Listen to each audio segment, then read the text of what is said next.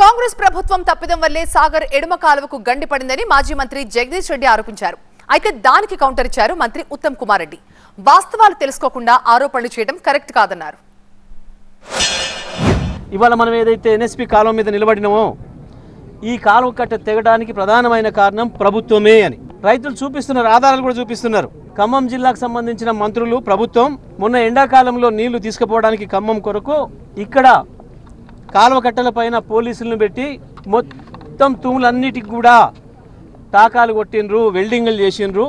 ఈ తుమ్ములు బయటికి తీయడానికి వీలు కాక ఇవాళ ఈ కాలువలు తెగింది తప్ప, కాలువ 3 చోట్ల 2 చోట్ల తెగింది తప్ప దానంతలో దిగలే, ఇది ప్రకృతి విలయంతో వచ్చింది కాదు అనే మాట స్పష్టంగా చెప్తా ఉన్నారు ఇవాళ రైతాంగం అందరూ కూడా. ఈ కాలువ కట్టలు తెగడానికి కారణం వాళ్ళే. నిన్న ఖమ్మంలో కొట్టకపోయి వరదలో కొట్టుకుపోయి ప్రజలు చచ్చిపోవడానికి కారకులు కూడా వాళ్ళే.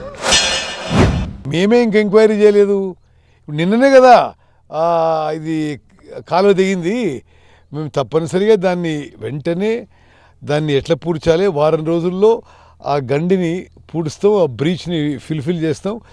ఉట్టిగానే ఉన్నది లేనిది కల్పించి తప్పుడు ఆరోపణ చేయడం ఇది రైట్ కాదు. వారు చెప్పిన దాంట్లో వాస్తవం ఉందని నాకైతే అనిపించడం లేదు.